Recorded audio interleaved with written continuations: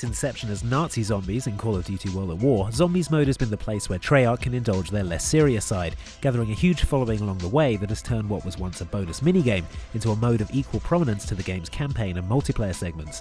Black Ops 2 brings zombies back in a big way with the series' most comprehensive undead offering yet. The story is just as mysterious as ever, and if you want to figure it out, you need to put in a lot of work. Here's Reza Elghazi, the producer of Zombies at Treyarch, to get you started with what's going on. Actually, the Zombies mode always had some kind of a story background, but this time around we basically take on, right after the last events from the Resurrection Pack and the map Moon, where our heroes end up on Moon, and the actions that they do on the Moon affect what happens now. So the settings is basically back on Earth, but on a very post-apocalyptic version of Earth.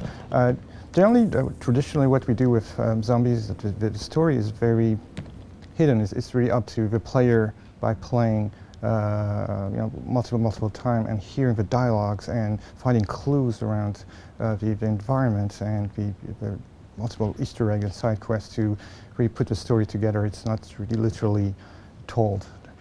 Players will be introduced to a completely new set of characters who interact throughout the gameplay. Again, very much like the storyline, the characters are developed throughout you playing the different game modes. We don't really introduce them in other fashion than just you playing them, you hear them do certain things. Their reaction to the other characters is very important. Their reaction to the settings is very important. So she's one of the main characters. It's actually the second time we have a playable female character, but she's an extremely strong character, and I'm very sure that the fans will love her as well as the other three. All three of them are extremely different from each other. So this time around we decided to go away from the classic characters that the players really liked and throughout the last 10 maps and start anew with fresh new characters, and she's one of them. I was a 6-time knife fight champ. I ain't afraid of nothing. However, Reza isn't letting on where the mode is actually set. I can't really say where it is. It's again, it's something for players to discover.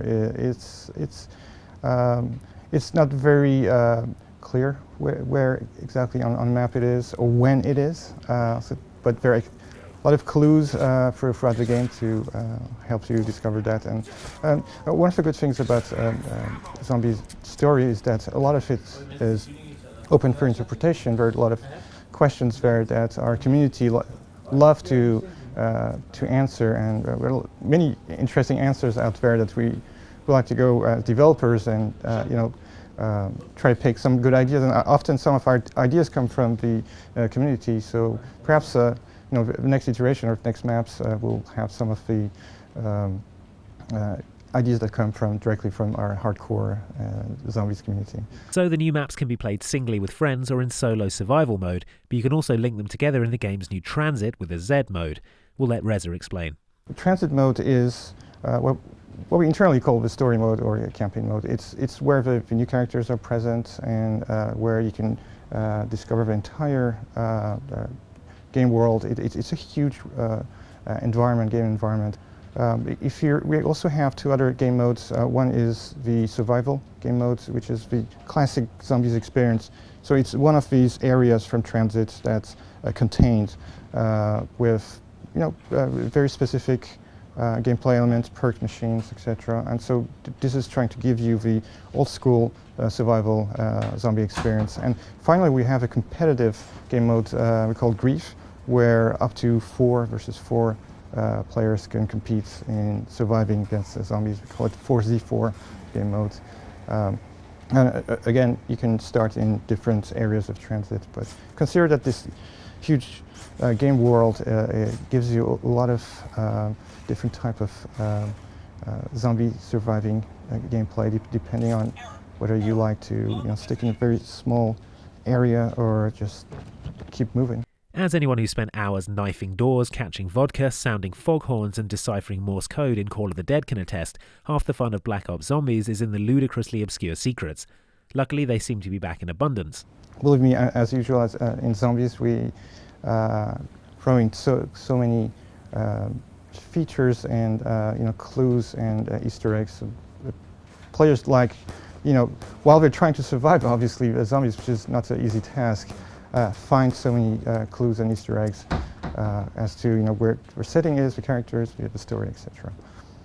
As is the mode's sense of humour, Reza explains. We always try to keep the horror tone throughout the game, but break this tone with a very tongue-in-cheek dialogues and to kind of take the player off guard. And often when I see players playing Tranzit, they often stop and say, "Did that character really say that? Did I really hear that say that?"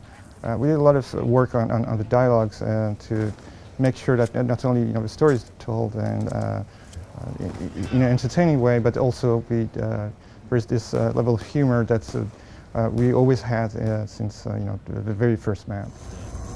I remember when this used to only cost a dime. So how long does Reza think it's going to take people to discover everything that Zombies mode has to offer? It's a game mode that really doesn't end. It's as long as they can survive and as long as they're hooked into the game mode and they'll keep playing. So I have to say that with Transit, it will take quite a while to really find everything, accomplish everything, and all the side quests and Easter eggs, and so it's quite a lengthy gameplay time. So it sounds like you're going to have your work cut out for you if you're going to survive the Horde. But with any luck, you'll be better than us. See you next time on Outside Xbox.